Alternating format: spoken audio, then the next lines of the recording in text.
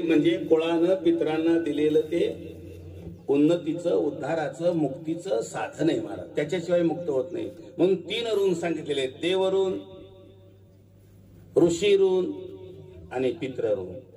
हे कर्ज आहेच आपल्या मस्तकावर. हे बाकीचं असेल ते असेल लोकांचं, पण हे पहिले आपल्या मस्तकावर. आणि याच्यासाठी 3 दिवस आपल्या अस्तित्व स्मशानात साक्षी द्यायला असते अग्नी बरोबर. का तुमच्यात एसी लावलं इकडे? माती सावडायला गेल्यावरती कोळशी अजून पेटलेले असतात महाराज. 3 दिवस अग्नीत बसायचंय. मग असं बघून संसार करा. वच वच वच कुठे बी तोंड घालून करू नका, नाहीतर त्या अग्नीचं तुमचं हे प्रत्येकाच्या नशिबाला आहे. ते बुवा बी तिथं अग्नीतच आहे. आली का लक्षात? लग्नात उदार भांडे आणलेला तिथंच आहे. मागच पैसे दिले घेऊन लबाड बोलणार आहे. 3 दिवस स्मशानामध्ये आपली, म्हणून त्या अग्नीला ती साक्ष द्यावी लागते आपल्याला. आणि ती साक्ष ऐकून देऊन तो जीव इतका रागाला गेलेला असतो, तो शांत करण्यासाठी त्याला दह्याचा नैवेद्य दाखवावा लागतो. ते तिसरीला जे दही टाकायचं, कशात टाकायचंय? कशात ते गाय तुमच्या सोनीच्या भांड्यात? कशात? गाडगण कशात असतं? सूप. सूप सांगतं त्या जीवाला, खड खड टाकून देऊन चांगलं घेतलं असेल तर तुझं कल्याण होईल. सूप का तुम्हाला ती चिचून मोडाला दगड घाल, मोड मोड. ते सोप सांगतंय गदळ काढून सगळं शुद्ध राहिला का खडे घेऊन असाच मेला जिथं. आणि दही म्हणजे क्रियमाण प्रारब्ध. मग ते दही म्हणतं सोपानं सांगितलेला हिशोब माझ्याकडे आहे गे. प्रारब्ध क्रियमाण भक्ता संचित नाही जाण. असा एक सुंदर अभंग आहे. म्हणून तिथे दही शिंपडावं लागतं. अरे लक्षात, पिंडाला 3 लोक येतात. एक कावळा, कपिला गाय आणि काळा कुत्र. काळा कुत्र हे भैरवाचं वाहन आहे. कशाचं वाहन आहे? भैरवाचा दूत येतो. आणि कावळा म्हणजे ते तुमच्या गावाचा कावळा नसतंय. ते कावळा म्हणजे काकभूषणी ऋषी. ते एका वेळेला 84 लाख कोटी शरीर धारण करतात. ते सगळी सृष्टी जरी एकाच वेळेला मेली तर जगातले जीवजंतू कोणत्या कोणत्या ठिकाणी गेलेले आहेत, ज्यांना जाग्यावर बसून कळतं, त्याचं नाव काकभूषणी ऋषी. एका गावात 4 मेले 5 मेले ते गोकूच नका तुम्ही. जग जरी एका वेळेला मेलं, आता कोरोनात एवढे मेले की नाही एका दिवशी, सगळे कुठे गेले ते काकभूषणी ऋषीला माहित आहे. एका वेळेला ते 3 लोकात भ्रमण करतात.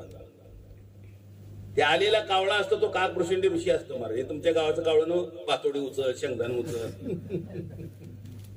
कुठं ते गाईच्या डोपरावर दूध झाली तिथली कातडी काढ. हे असल्या कावळ्याचा हीच ना डोपर उसकटाचा. खरा जो कावळा येतो तो तुमचा जीव कुठं गेलाय हे सांगून त्या परातीमध्ये ते दर्शन देऊन जातो. महाराज, जे तुम्ही ती परात ठेवलेली असते ना, डाव्या दिशेची पराती जर तुम्ही बघितलं त्याच्यावर रेगा दिसतात. पूर्वेला गेला म्हणजे कोणीकडे गेला. हे आमचे आडमुठी लोक असं वाकडं, साप झाला साप. तो एवढा मोठ्या गावात भुजंग आहे, कशाला बाकी साप शेडत? तालुक्याचं वेश तुझ्यात आहे, डोक्यात आहे. कोणाचं चांगलं होऊ दिलं नाही, ती कशाला जाते दुसऱ्या गावाला? तर त्याला गरुड पुराण वाचावं लागेल तुम्हाला. एका कीर्तनात शक्य नाही हे सगळं. तिथे 3 वाटा लागतात: आर्ची मार्ग, याम्य मार्ग आणि धूम्र मार्ग. तुमचा हिशोब कसा आहे तशा वाटेने तो जातो. 16 गावं लागतात. किती? 16 गावं आणि 12 मुक्काम होतात. 12व्या मुक्कामाला मग आपल्या गावाला जातो. मला गेल्याबरोबर ते धर्मपुरीचा धर्मध्वज बघितला की त्याला बघितलं की आपलं सगळं खरं सांगतो. जीव काय काय पाप पुण्य केलंय. त्याला नार्को टेस्ट म्हणतात. कोणती टेस्ट? खरंच सांगतो. कोणाच्या कॅनल मोठी उचलल्या सगळं सांगतो. कोणाच्या बोर मध्ये दगड टाकली सगळं सांगते. आडीपाठ म्हणता सगळं सांगते महाराज.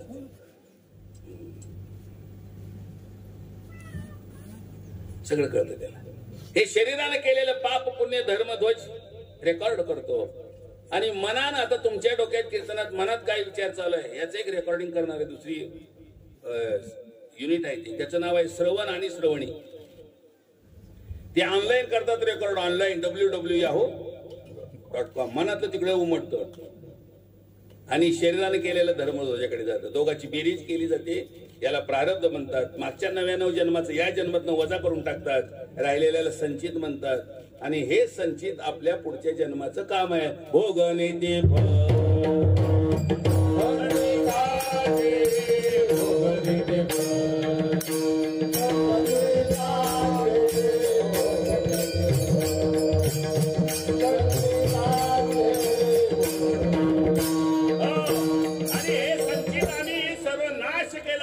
कशामुळं केले कर्मांतर, केले कर्मांतर,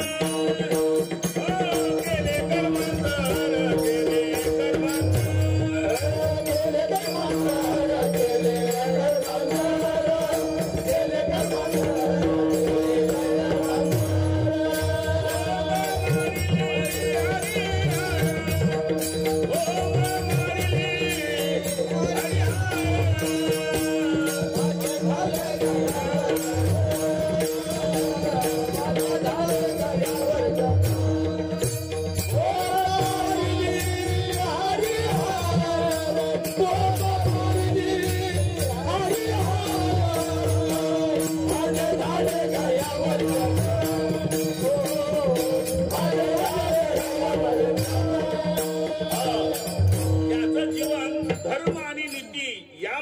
केले त्यांना काहीच अडचण नाही. केले कर्मांतर म्हणजे जे केले कर्म हे धर्माच्या आणि नीतीच्या आधारावर आहे. म्हणून मड्याला 1 रुपयाचा ठोकळा पैसा चिटकवला जातो माहिती का तुम्हाला? कशासाठी? 1 पैशाची जर नीती हातातनं घसरली असेल तर तो रुपया हितनं सांगतो तुझा मार्ग वेगळा आहे आणि माझा मार्ग वेगळा आहे. धर्मनीतीचा ऐकावा व्यवहार. किती बी माळकरी येऊन मासिकाला जीव दे, हे पैसा सांगतो धर्मनीती काय आहे. धर्मनीतीचा ऐकावा व्यवहार. निवडिले सार असार ते. चांगलं वाईट या दोघांचा निवाडा होतो आणि राहिलेले संचित त्याला कल 5व्या ते 6व्या मासिकाला फार जड असतं. मला नेमकी वैतरणी नदी तिथे येते. 16 गावात 12 मुक्काम होतात. किती मुक्काम होतात? मग तिथे मुक्कामाला अजून आपले बरेच लोक गाठ पडतात. सगळे गाठ पडतात महाराज. वासरं कुणाला ऐकली तिथे गाठ पडतात पहिल्या मुक्कामाला. हे सगळे तिथे गाठ पडतात. तुमच्या जन्मात जेवढे तुमचे धर्मनीतीचे व्यवहार आहेत ते मुक्कामाला वडाच्या झाडावर येऊन बसलेले असतात महाराज. म्हणून प्रत्येक गावाला एक वडाचं झाड आहे. कोणी लावलं माहितच नाही. लोक मध्ये जुनं झाड आहे बघा एवढं. कोणी लावलं माहिती? तिथे सगळी साक्ष होते. दर महिन्याला साक्ष होते मला. रोज 3,500 किलोमीटर जायचं आहे आपल्या पायानं. पोराच्या गाडीवर नव हे तोर सोडून ते तोर सोड. मग हे अन्न दिलं तर अन्न मिळतं, निवारा दिला तर आश्रय मिळतो, पाणी दिलं तर पाणी मिळतं, वस्त्रदान दिलं तर ते जीवाला पांघरून मिळतं. नाहीतर 12 सूर्य डोक्यावर असतात. किती? एका सूर्यानं उष्माघात होऊन माणसं मिली. 12 आल्यावर जळून जायचं की. आणि खाली पायात पेटलेले रेल्वेचे कोळसे कसे असतात कशी वाट असते त्या कोळशाची. आता बरं आहे धिंगाणा घालायला, पहिली चाल झाल्यावर यायला. इथं कोणी विचारते महाराज? आणि आम्हाला कसं काही ना उभा राहा माणसं नाही आम्ही सहन करतो. धर्म वागला पाहिजे. वैष्णवमय जग धर्म. सूर्य धर्म पाळतो का नाही? दिवसा अंधार कधी गेला का सूर्यानं? आमच्या हातनं दिवसा अंधार व्हायला का नाही? नीट वागा, नीट विचार करा. आपल्या पितरांना तुमच्यापासून हीच अपेक्षा आहे. 5 किलोमीटर पाईपलाईन केली म्हणून तुमचं चांगलं झालं असं त्यांना वाटत नाही. त्यांचं चांगलं झालं तर तुमचं. आणि म्हणून हे 3 ऋण आहेत. देवऋण, पितृऋण आणि ऋषीऋण. ऋषीऋण कसं फेडायचं आहे? ऋषीऋण ब्रह्मचार्य राहून फेडायचं. म्हणून जन्मल्यापासून 25 वर्ष ब्रह्मचारी असला पाहिजे. त्या काळात त्यानं ज्ञान कमावं, विद्या कमावी, तप करावं, साधना करावी, सगळ्या शास्त्राचं अर्जन करावं. 25 वर्ष तर ब्रह्मपारीची पाहिजे का नाही आपण? आता या 25 वर्षाच्या ज्या पोराच्या मानावळ नाही त्या म्हणजे कुंड चिंडू बाम, हे कुंड मो, महाकुंड डागण्या. चालता चालता पडलेले लोकांची हाडच पोडत. काय करायचं? बाप सांगतो आमचं पोरग लय ताट. कशाच ताट? कोळाचं वाटोळ करायला निघाले. म्हणून गरुड पुराणाशिवाय चिंतन करू नये महाराज. जीवाला मृत्यूनंतरही गरुड पुराण तारतं आणि जिवंतपणे ऐकलं तरी सुद्धा गरुड पुराणाचा दुसरा एक फायदा आहे, ज्याच्या घरामध्ये गरुड पुराण असेल तिथे गरुड येतो ऐकायला. आणि गरुड असा आहे ज्याची गाडी कोणत्याच टोल नाक्यावर थांबवली जात नाही, नीट डायरेक्ट पंतप्रधान आहे तो त्यावरच्या लोकांचा. आमची 28 नरक आहेत. किती धर्माला सुद्धा नरक मार्गे जावं लागलं माहितीये का तुम्हाला? त्याची स्वर्गात घंटा वाजत होती. आम्ही तर 40 वर्ष एकादशी केली, अजून करता शाबू खाल्ला नाही. कुठं आहे आमच्या घंटा? कुठं आमच्या घंटा का काय राहिलं नाही आमच्याकडे महाराज. जाताना फक्त यमाचे मार खायची तयारी करून निघा महाराज. कोणी सांडगा इथंच, शेवग्याची बाग, लिंबुनीची बाग, DAP मोजायला इथंच काही नाही. बरोबर ते आहे धर्म आणि नीती. धर्म तुम्हाला उचलून घेत म्हणून मगाशी पहिला खांदेकरी धर्म सांगितलंय महाराज. धर्म अर्थ म्हणजे नीती. अर्थ म्हणजे काय? नीती. काम म्हणजे कुळाला उद्धरून नेणारा मुलगा जन्माला यावा, कुळी कन्या पुत्र हा काम. आणि मोक्ष म्हणजे याचं फळ आहे. मोक्ष म्हणजे बाबळ लावल्यावर किती दिवसांनी आंबा येणार खायला तुम्हाला? गुळ न्यायला दुकानदार म्हणजे काय नाही तो गुळ आंबा 40 बावळे दे. अरे पेट बबूल का हो तो आम कैसे आहे? कबीरदासाचा सुंदर दोहा आहे महाराज. झाड बाबळीचं असेल तर तुझ्या पिढ्या नाही पिढ्या जरी मेल्या गुळ घेऊन तिथं आमरस होणार नाही. त्यासाठी आंब्याचं झाड लागावं लागल. चांगलं व्हायचं असं वाटत असेल तर धर्म आणि नीती या दोन्ही मार्गाने गेलं पाहिजे महाराज. यमाचा बापही काय करू शकत नाही तुम्हाला. आणि धर्म सुटला तर तुम्हाला कोणी जगात चांगलंही करू शकत नाही. हे आपले जे महाभारतामध्ये विदुर येतात का, विदुर, ते विदुर प्रत्यक्ष यमधर्म होता महाराज. फक्त एकदा लबाड बोलल्यामुळे त्याला दाशीपुत्र व्हावं लागलं. एकदाच लबाड बोलले. आम्ही तर गळ्याची शपथ, आईची शपथ, भाकरी शपथ, तुळशी शपथ, गायचा शिपूट ओरडतो, देवळाची पायली बडवितो. पायऱ्या बी गेल्या बोलून देवळाच्या ह्या नादानं मला. गाय तर दचकाच लागले जवळ बाबा आले गोडतो काही शिपूट माझा. तिनं काय करावं? आपलं वागणं चांगलं नाही. तुम्हाला धर्म अर्थ काम मोक्ष या चौघाचीच आठवण असली पाहिजे. दिवस उजळला की हे 4 गोष्टी कमवा आणि मावळाच्या आत हे पदरात बांधून झोपा. नीट देवा घरी जाणार. नाहीतर मग कार्तिक वारीला जाऊ दे, नाहीतर दिंडी सोहळ्यात मोडू दे. हे 4 जर जवळ नसले गबाळ काही कामाचं नाही, काहीच कामाचं नाही. म्हणून तुकाराम महाराज म्हणले जर पितरांचं कल्याण केलं तरच आपण त्या कुळाचे खरे कुलवंत. नसेल तर दंडास पात्र. मी माझे पितर कल्याणाला घेऊन गेलो, त्यांचं हित केलं. आज मीही देवलोकात आहेत आणि माझे पूर्वज तिथेच माझ्या जवळ आहेत. अभंगाच्या शेवटच्या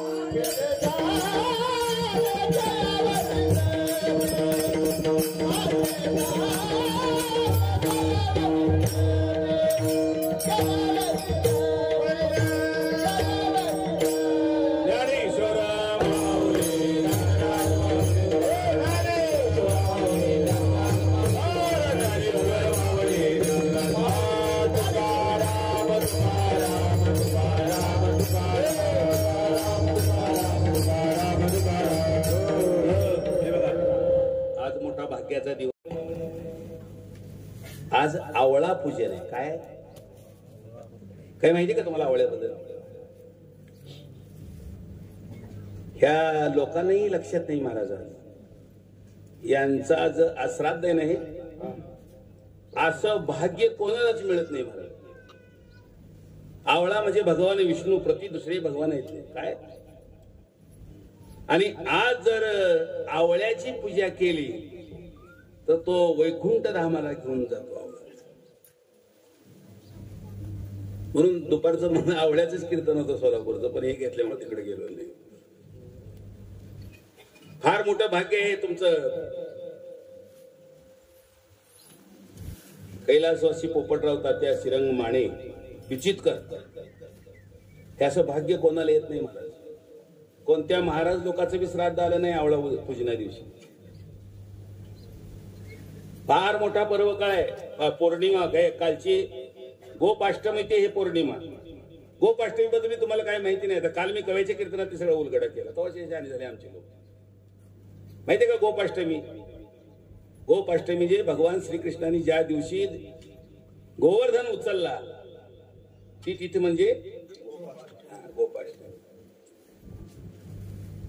ते कव्यात त्या कालच्या कीर्तनात सांगितलं तेव्हा त्यांच्या लक्षात आलं नाही. ते दुसरी दुर्गाष्टमी, भैरवाष्टमी, यो अष्टमी. अरे बाबा, हे गोपाष्टमी कोणाला माहितीये का? असा पुष्कळ भाग आहे महाराज. आणि हे काय म्हणतात त्याला, उंडग्याची गर्दी लय झाल्यामुळे सगळं आडप झाकलं गेलं महाराज. गोपाष्टमी म्हणा, आवळा पूजन म्हणा, हे आमच्यासारखे जे आहेत ना फिरणारे पटका बांधून, हे ह्यांचं काम आहे जगाला देणं. म्हणून आज आवळा, एखादा आवळा असला तर बघा, ठेवा समोर, फार चांगली गोष्ट आहे. आवळा तिथे आवळ्याचं. आणि तुम्हाला यांच्या घरी एक आवळ्याचं झाड लावाच, दरवर्षी हा कार्यक्रम करा. आवळा पूजन एक नंबर काम आहे. आवळ्याचं रोप मिळते बघा तुम्ही. आवळा लावा तुमच्या घरी. खरं तर तुमचं भाग्यच तुम्हाला माहिती नाही, तुमच्याच भाग्यावर तुम्ही माती टाकून घेतलेली. आवळा पूजना दिवशी आपल्या घरच्या पितरांचं काय कल्याण झालं असेल महाराज. अरे हे विष्णू लोकात गेलेले लोक आहेत, हे साधे लोक नाही. त्यांची अशी मागच्या 99 जन्माची अशी पुण्य आहे की पितरांना आवळा भोजना दिवशी भोजन आहे, पिंडदान. किती महाभाग्य आहे. काही ऐशी दशा येईल माझ्या अंगा, चित्त पांडुरंगा झुरत असे. अरे चांगल्या चांगल्या लोकाला हे भाग्य नाही, तुम्हाला मिळालं हे फार मोठं भाग्य आहे महाराज. आणि जर आलो पुढच्या वर्षी तर आवळा पूजनावर कीर्तन होऊन जाईल. पितराचं नाही वर्णन करणार पुढच्या वर्षी. जर आलोच आणि तुम्ही जर ठेवलंच, आणि ठेवलं तरी येईल काय सांग. आता ही आमची गुरुजी बसलीच नाही तर त्यांच्या बी मातोश्री त्यांनी फार आग्रहानं आमंत्रण दिलं मला. 24 तारीख आणि 25 तारीख 2 दिवस सतत सातवलेलं कीर्तन होतं आणि 22 तारखेलाच माझा ऍक्सिडेंट झाला. बरं झालं गुरुजी आले तेव्हा त्याला सत्यत्र आता कळेल. तरी त्यांनी आग्रह केला या महाराज बसून करा, पण बसून करायला तरी कळ मिळली पाहिजे का नाही. त्यांच्याही मातोश्रीला फार माझ्यावर प्रेम करतात ते गुरुजी बरं का. आवडीनं सातोली इकडे भागात ती कुठे असू दे येतातच कार्यक्रमाला. 24 होतं ना आपलं. 24 ह्यांचं होतं आणि 25 अजून त्यांच्याच गावात होतं. म्हणजे 2 कीर्तने त्यांनी सलग दिली होती. दोन्ही कीर्तनाला जाता आलं नाही. आदू होऊन बसलो. आता या महिन्यात चालू केले बसून बसून. बरं झालं पायावर गेलं, तोंडाकडे काय आलं नाही. तोंड शाबीत ठेवलं, सगळं अभंग शाबीत ठेवले. तर आवळा पूजनाचं आजचं जे भाग्य आहे ना, संपूर्ण दारिद्र्याचा नाश करून वैकुंठ लोकांची प्राप्ती करणारा दिवस आहे आज. फक्त आवळा पूजन. म्हणून पुन्हा माझ्या लक्षात आलं की आज आवळा पूजन आहे आणि श्राद्ध यांचं या दिवशी आलेलं आहे. हे असं ठरवून सुद्धा केलं तरी होत नाही. कोण पुण्य त्यांचा कोणती पुण्याई असेल म्हणून हे योग यांना आलेले आहेत. पर्व काळ गोपाष्टमी ते पौर्णिमा हा मोठा पर्व काळ आहे महाराज. म्हणून आवळा पूजन आहे. कार्तिक मासातला पर्व काळ आहे. कार्तिक महिन्याला दुसरं एक नाव आहे माहितीये का तुम्हाला? दुसरं नाव काय? अंबादास.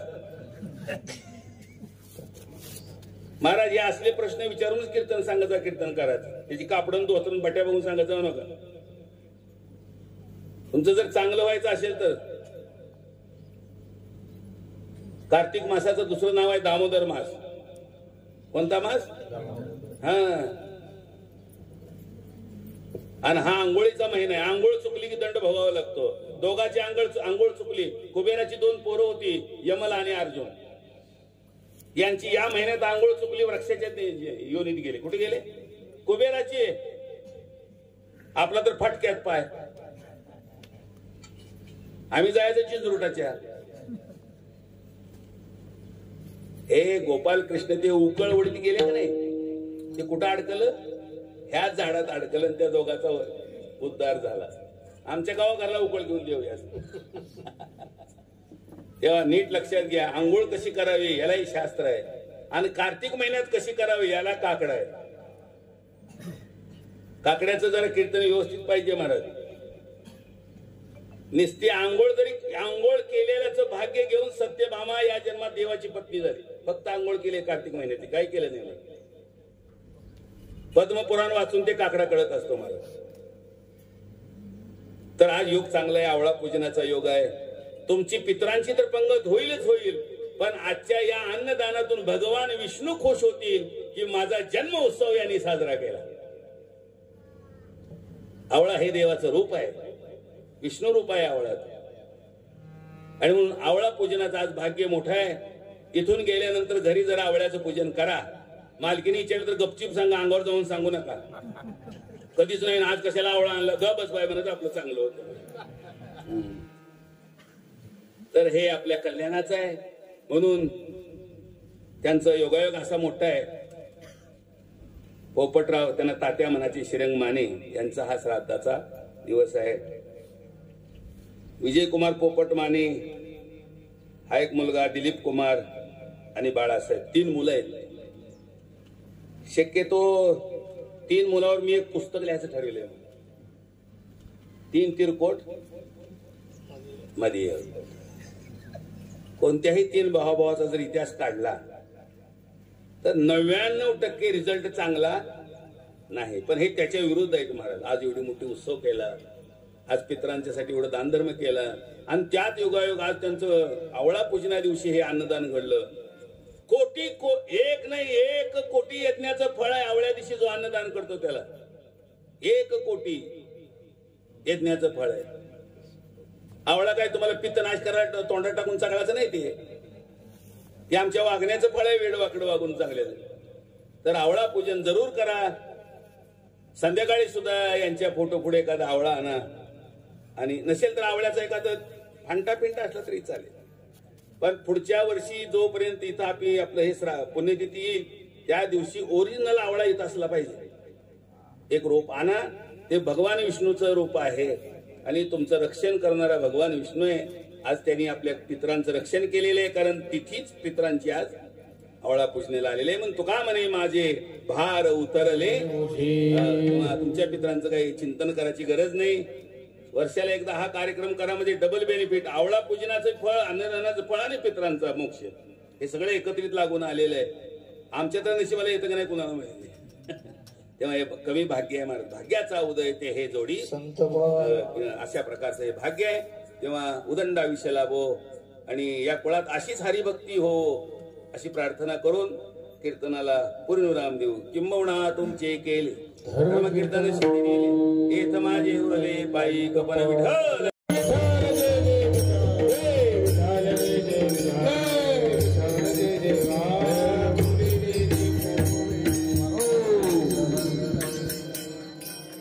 पूर्ण सर्वजण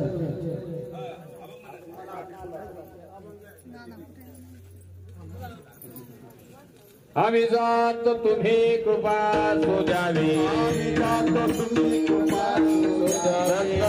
सांगावी विनंती माझे, सांगावी विनंती माझे. वार वेळ झाला उभा पांडुरंग, वेळ झाला उभा पांडुरंग. वैकुंठाचे अंग बोलावितो, वैकुंठाचे अंग बोलावितो.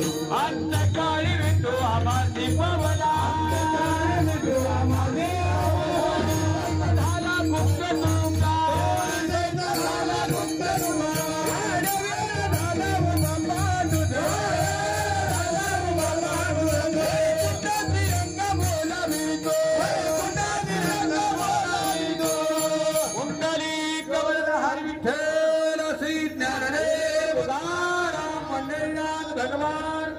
ज्ञानेश्वर महाराज, जगद्गुरु तुकाराम महाराज की जय.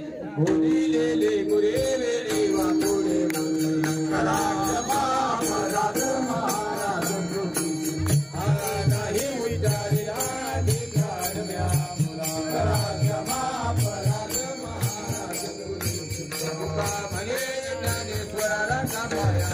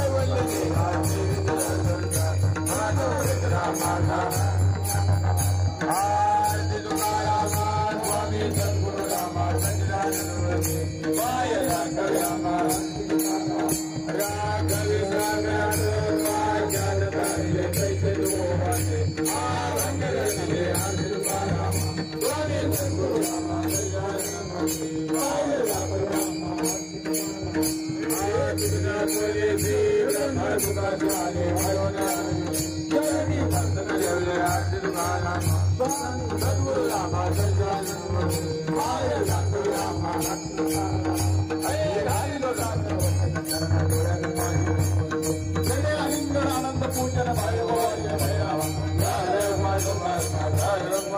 मागणे ते कत्व प्रत्ये आहे रेसिते काही मांडुरंगा या संसार हे चिमत दे यानी तुझी काही तुका म्हणे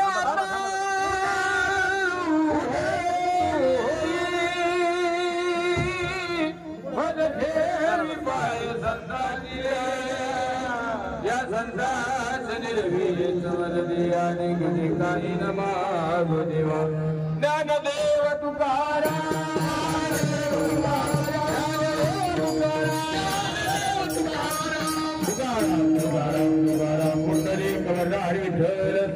देव तुकाराम पंढरीनाथ भगवान की जय गोविंदरीश्वर महाराज तुकाराम महाराज की जय छत्रपति शिवाजी महाराज की जय धर्मवीर संभाजी महाराज की जय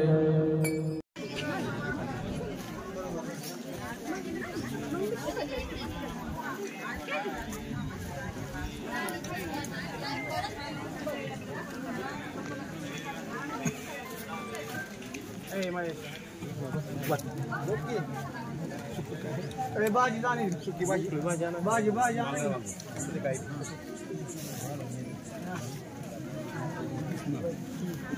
सुकी बाजी दोनों वांगे वांगे जी बाजी वांगे जी बाजी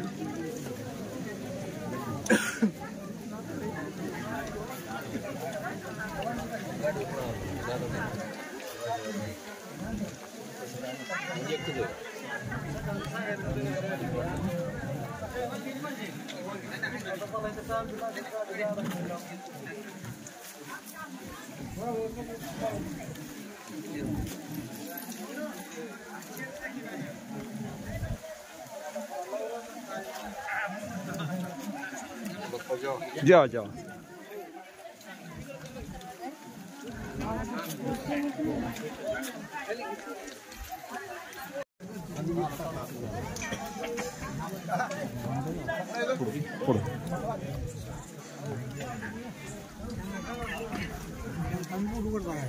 मग अरे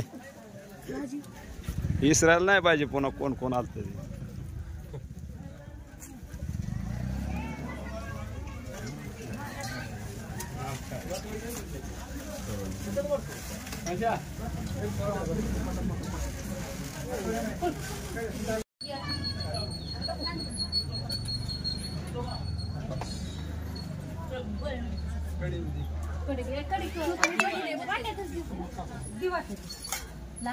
म्हणजे कुळानं पितरांना दिलेलं ते उन्नतीचं उद्धाराचं मुक्तीचं साधन आहे महाराज त्याच्याशिवाय मुक्त होत नाही म्हणून 3 ऋण सांगितलेले देव ऋण ऋषी ऋण आणि पितृ ऋण हे कर्ज आहेच आपल्या मस्तकावर हे बाकीचं असेल ते असेल लोकांचं पण हे पहिले आपल्या मस्तकावर आणि याच्यासाठी 3 दिवस आपल्या अस्तित्व स्मशानात साक्षी द्यायला असतात अग्नी बरोबर का तुमच्यात एशी लावलं इकडं माती सावडायला गेल्यावरती कोळशी अजून पेटलेले असतात महाराज 3 दिवस अग्नीत बसायचंय असं बघून संसार करा वच वच वच कुठे बी तोंड घालून करू नका नाहीतर त्या अग्नीचं तुमचं हे प्रत्येकाच्या नशिबाला आहे ते बुवा बी तिथं अग्नीतच आहे आली का लक्षात लग्नात उदार भांडे आणलेला तिथंच आहे मागच पैसे दिले घेऊन लबाड बोलणार आहे 3 दिवस स्मशानामध्ये आपली म्हणून त्या अग्नीला ती साक्ष द्यावी लागते आपल्याला आणि ती साक्ष ऐकून देऊन तो जीव इतका रागाला गेलेला असतो तो शांत करण्यासाठी त्याला दह्याचा नैवेद्य दाखवावा लागतो ते तिसरीला जे दही टाकायचं कसं टाकायचंय कशात ते गाय तुमच्या सोनीच्या भांड्यात कशात गाडग कशात असतं सूप सांगतं त्या जीवाला खड टाकून देऊन चांगलं घेतलं असेल तर तुझं कल्याण होईल सूप का तुम्हाला चिचून मोडाला दगड घाल मोड ते सूप सांगतंय गदळ काढून सगळं शुद्ध राहिलं का खडे घेऊन असाच मेला जिथं आलं आणि दही म्हणजे क्रियमाण प्रारब्ध मग ते दही म्हणतं सोपानं सांगितलेला हिशोब माझ्याकडे हे घे प्रारब्ध क्रियमाण भक्ता संचित नाही जाण असा एक सुंदर अभंग आहे म्हणून तिथे दही शिंपडावं लागतं अरे लक्षात पिंडाला 3 लोक येतात एक कावळा कपिला गाय आणि काळं कुत्र. काळं कुत्र हे भैरवाचं वाहन आहे. कशाचं वाहन आहे? भैरवाचा दूत येतो. आणि कावळा म्हणजे ते तुमच्या गावाचा कावळा नसतंय. ते कावळा म्हणजे काकभूषणी ऋषी. ते एका वेळेला 84 लाख कोटी शरीर धारण करतात. ते सगळी सृष्टी जरी एकाच वेळेला मेली तर जगातले जीवजंतू कोणत्या कोणत्या ठिकाणी गेलेले आहेत ज्यांना जाग्यावर बसून कळतं त्याचं नाव काकभूषणी ऋषी. एका गावात 4 मेले 5 मेले ते गोकूच नका तुम्ही. जग जरी एका वेळेला मेलं, आता कोरोनात एवढे मेले की नाही एका दिवशी, सगळे कुठे गेले ते काकभूषणी ऋषीला माहित आहे. एका वेळेला ते तिन्ही लोकात भ्रमण करतात. ते आलेला कावळा असतो तो काकभूषणी ऋषी असतो. महाराज हे तुमच्या गावाचं कावळं पातोडी उचल, शेंगदाण उचल, कुठं ते गाईच्या टोपरावर दूध झाली तिथली कातडी काढ. या असल्या कावळ्याचा हीच ना डोपरो उसकटाचा. खरा जो कावळा येतो तो तुमचा जीव कुठं गेलाय हे सांगून त्या परातीमध्ये ते दर्शन देऊन जातो. महाराज जे तुम्ही ती परात ठेवलेली असते ना, डाव्या दिवशी ती पराती जर तुम्ही बघितलं त्याच्यावर रेगा दिसतात. पूर्वेला गेला म्हणजे कोणीकडे गेला. हे आमची आड मोठी लोक असं वाकडं साप आला साप. तू एवढा मोठ्या गावात भुजंग आहे कशाला बाकी साप शिरत? तालुक्याचं विष तुझ्याच आहे डोक्यात आहे. कोणाचं चांगलं होऊ दिलं नाही ती कशाला जाते दुसऱ्या गावाला? तर त्याला गरुड पुराण वाचावं लागेल तुम्हाला. एका कीर्तनात शक्य नाही हे सगळं. तिथे 3 वाटा लागतात, आर्ची मार्ग, याम्य मार्ग आणि धूम्र मार्ग. तुमचा हिशोब कसा आहे तशा वाटेने तो जातो. 16 गावं लागतात. किती? 16 गावं आणि 12 मुक्काम होतात. 12व्या मुक्कामाला मग आपल्या गावाला जातो. मला गेल्याबरोबर ते धर्मपुरीचा धर्मध्वज बघितला की त्याला बघितलं की आपलं सगळं खरं सांगतो. जीव काय काय पाप पुण्य केले. त्याला नार्को टेस्ट म्हणतात. कोणती टेस्ट? खरंच सांगतो. कोणाच्या कॅनल मोठी उचलल्या सगळं सांगतो. कोणाच्या बोर मध्ये दगड टाकली सगळं सांगते. हरिपाठ म्हणता सगळं सांगते महाराज.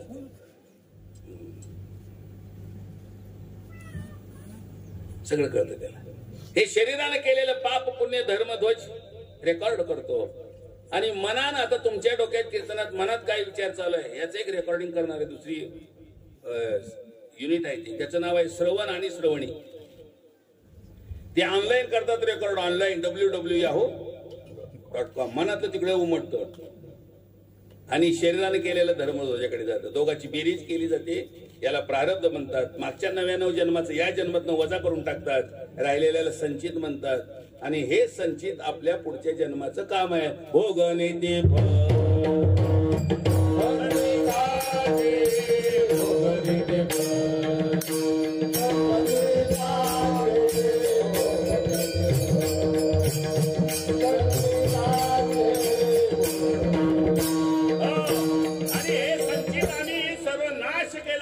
कशामुळं? केले कर्मांतर, केले कर्मांतर, केले कर्मांतर, केले कर्मांतर, केले कर्मांतर,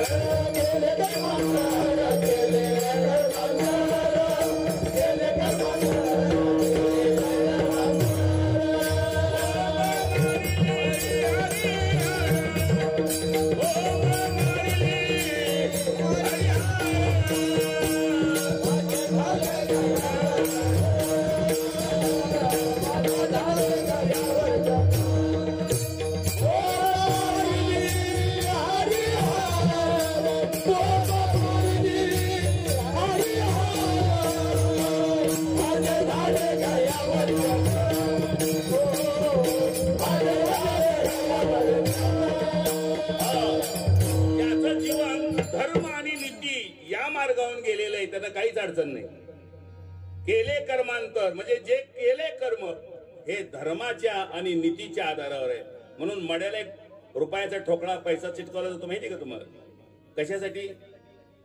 1 पैशाची जर नीती हातातनं घसरली असेल तर तो रुपया हितनं सांगतो तुझा मार्ग वेगळा आहे आणि माझा मार्ग वेगळा आहे. धर्मनीतीचा ऐकावा व्यवहार. किती बी माळकरी येऊन मासिकाला जीव दे, हे पैसा सांगतो धर्मनीती काय आहे. धर्मनीतीचा ऐकावा व्यवहार. निवडले सार असार ते. चांगलं वाईट या दोघांचा निवाडा होतो आणि राहिलेले संचित त्याला पाचव्या ते 6व्या मासिकाला फार जड असतं मला. नेमकी वैतरणी नदी तिथे येते. 16 गावात 12 मुक्काम होतात. किती मुक्काम होतात? मग तिथे मुक्कामाला अजून आपले बरेच लोक गाठ पडतात. सगळे गाठ पडतात महाराज. वासरं कुणाला इकली तिथे गाठ पडतात पहिल्या मुक्कामाला. हे सगळे तिथे गाठ पडतात आपल्याला. तुमच्या जन्मात जेवढे तुमचे धर्मनीतीचे व्यवहार आहेत ते मुक्कामाला वडाच्या झाडावर येऊन बसलेले असतात महाराज. म्हणून प्रत्येक गावाला एक वडाचं झाड आहे. कोणी लावलं माहितच नाही. लोक मध्ये जुनं झाड आहे बघा एवढं. कोणी लावलं माहिती. तिथे सगळी साक्ष होते. दर महिन्याला साक्ष होते महाराज. रोज 3,500 किलोमीटर जायचं आहे आपल्या पायानं. पोराच्या गाडीवर नव हे तोर सोडून ती तोर सोड. मग हे अन्न दिलं तर अन्न मिळतं, निवारा दिला तर आश्रय मिळतो, पाणी दिलं तर पाणी मिळतं, वस्त्रदान दिलं तर ते जीवाला पांघरून मिळतं. नाहीतर 12 सूर्य डोक्यावर असतात. किती? एका सूर्यानं उष्माघात होऊन माणसं मिली. 12 आल्यावर जळून जायचं की. आणि खाली पायात पेटलेले रेल्वेचे कोळसे कसे असतात, कशी वाट असते त्या कोळशाची. आता बरं आहे धिंगाणा घालायला, पहिली चाल झाल्यावर यायला. इथं कोण विचारतंय महाराज. आणि आम्हाला कसं काही ना उभा राहा माणसं नाही आम्ही सहन करतो. धर्म वागला पाहिजे. वैष्णवमय जग धर्म. सूर्य धर्म पाळतो का नाही? दिवसा अंधार कधी गेला का सूर्यानं? आमच्या हातनं दिवसा अंधार व्हायला का नाही? नीट वागा, नीट विचार करा. आपल्या पितरांना तुमच्यापासून हीच अपेक्षा आहे. 5 किलोमीटर पाईपलाईन केली म्हणून तुमचं चांगलं झालं असं त्यांना वाटत नाही. त्यांचं चांगलं झालं तर तुमचं. आणि म्हणून हे 3 ऋण आहेत. देवऋण, पितृऋण आणि ऋषीऋण. ऋषीऋण कसं फेडायचं आहे? ऋषीऋण ब्रह्मचार्य राहून फेडायचं. म्हणून जन्मल्यापासून 25 वर्ष ब्रह्मचारी असला पाहिजे. त्या काळात त्यानं ज्ञान कमावं, विद्या कमावी, तप करावं, साधना करावी, सगळ्या शास्त्राचं अर्जन करावं. 25 वर्ष तर ब्रह्मपारशी पाहिजे का नाही आपण? आता या 25 वर्षाचं जे पोराच्या मानावळ नाही त्या म्हणजे कुंड चिंडू बाम, हिकुंड मो, महाकुंड डागण्या.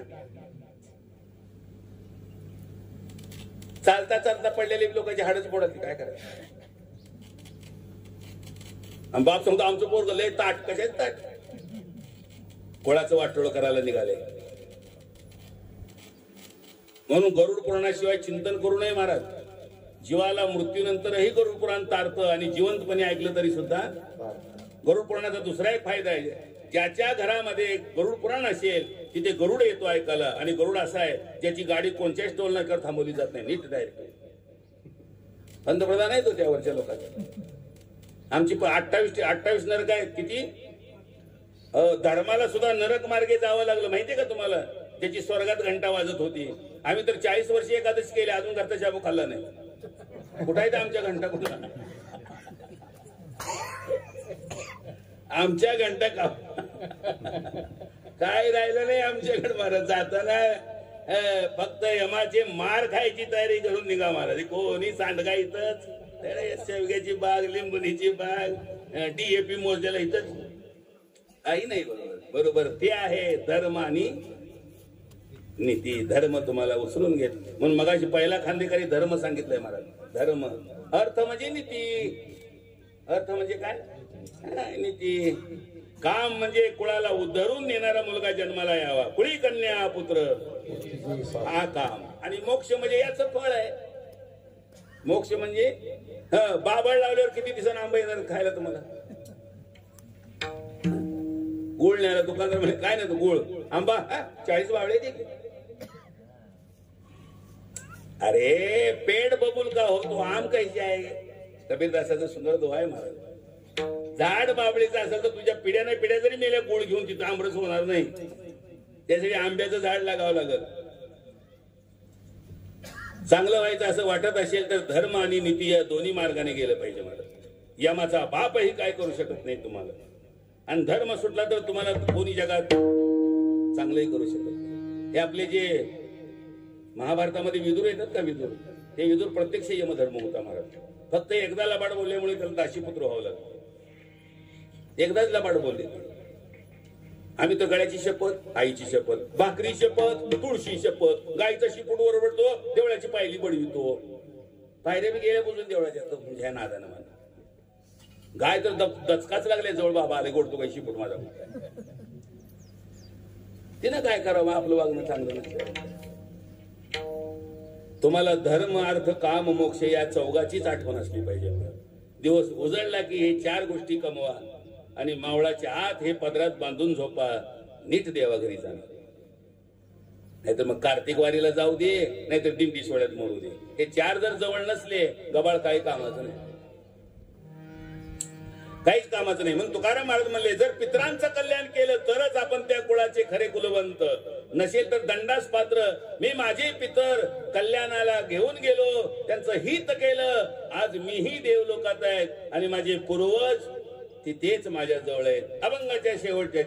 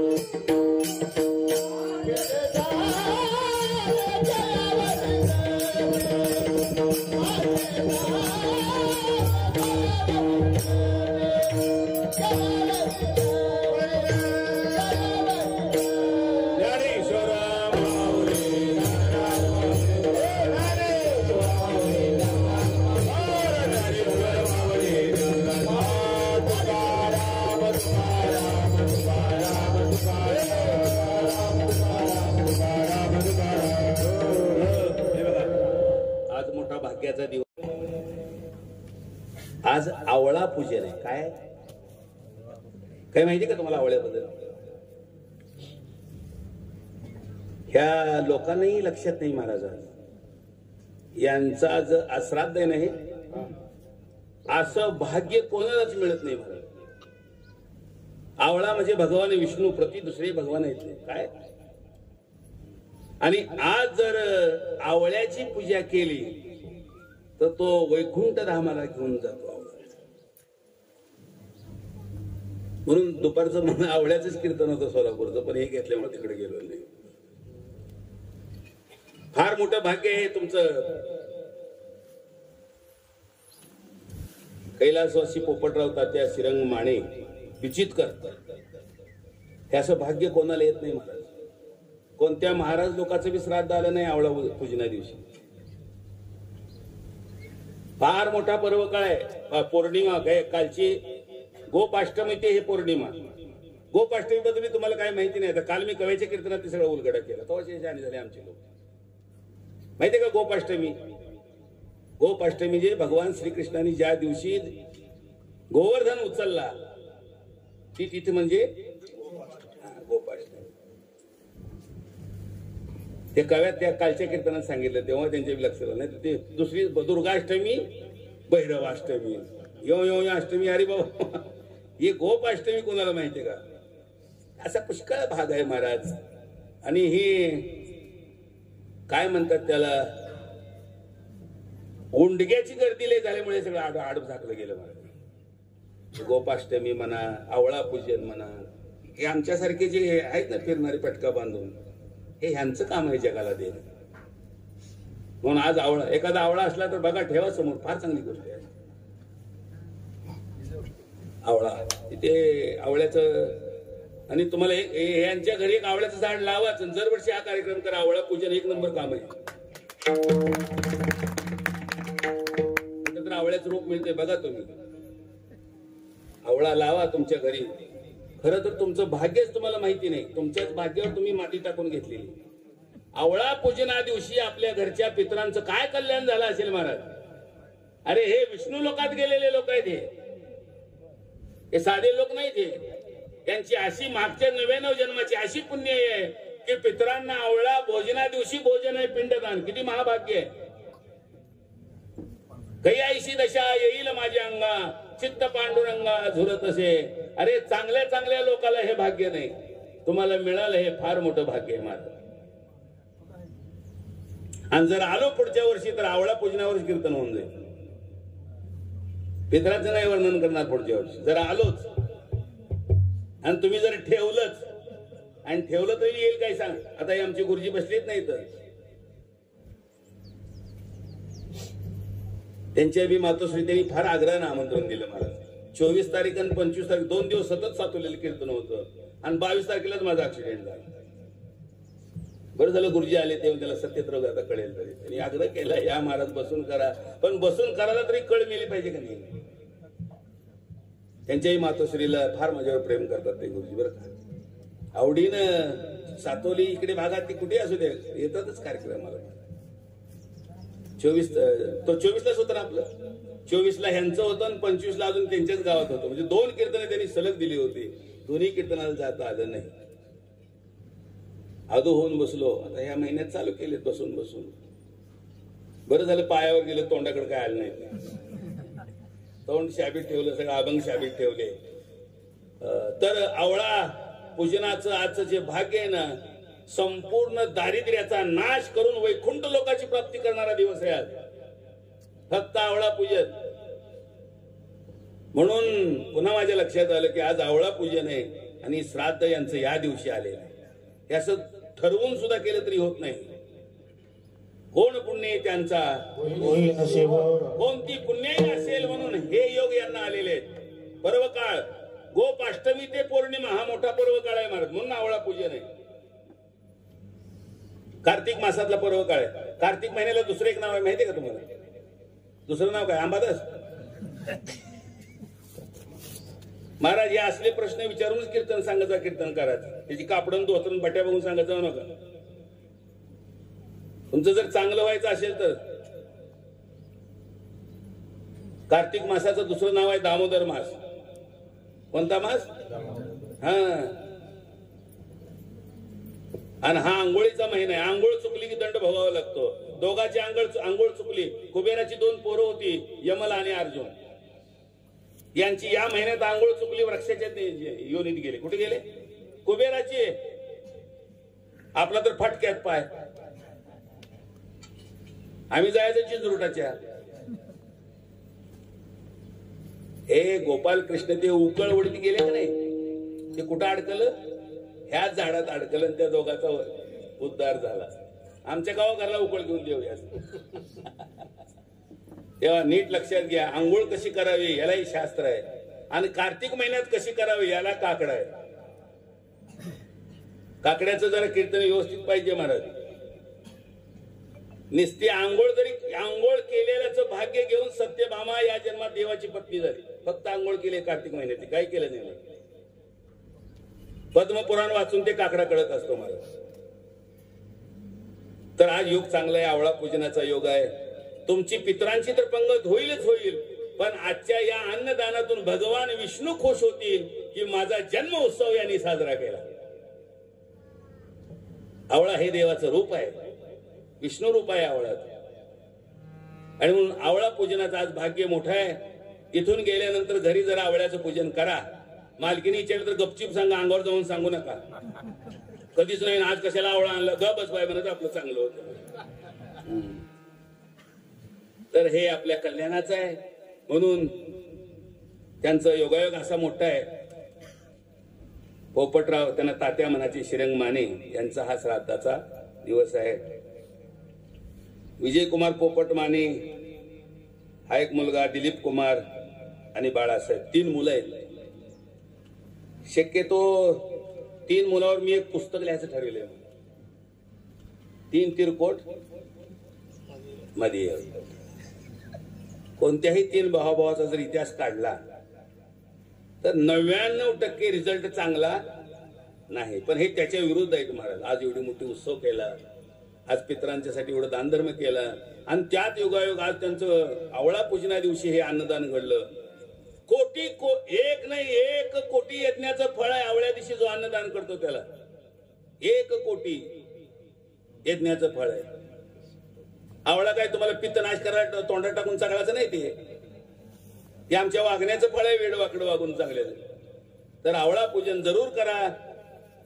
संध्याकाळी सुद्धा यांच्या फोटो पुढे एखादा आवळा आणा, आणि नसेल तर आवळ्याचा एखादा फांटा पिंटा असला तरी चालेल. पण पुढच्या वर्षी जोपर्यंत इथं आपलं हे पुण्यतिथी येईल त्या दिवशी ओरिजिनल आवळा इथं असला पाहिजे. एक रोप आणा, ते भगवान विष्णूचं रूप आहे, आणि तुमचं रक्षण करणारा भगवान विष्णू आहे. आज त्यांनी आपल्या पितरांचं रक्षण केलेलं आहे, कारण तिथीच पितरांची आज आवळा पूजनेला आलेले. म्हणून तुका म्हणे माझे भार उतरले. तुमच्या पितरांचं काही चिंतन करायची गरज नाही. वर्षाला एकदा हा कार्यक्रम करा, म्हणजे डबल बेनिफिट. आवळा पूजनाचं फळ, अन्नदानाचं फळ आणि पितरांचा मोक्ष, हे सगळं एकत्रित लागून आलेलं आहे. आमच्या तर नशिबाला येतं का नाही कुणाला माहिती. तेव्हा हे कमी भाग्य आहे महाराज. भाग्याचा उदय ते हे जोडी, अशा प्रकारचं हे भाग्य आहे. तेव्हा उदंडा विषय लाभो, आणि या कुळात अशीच हरिभक्ती हो अशी प्रार्थना करून कीर्तनाला पूर्णविराम देऊ. किंबहुना तुमचे केले धर्म कीर्तन माझे उरले पायी कपन विठ्ठल.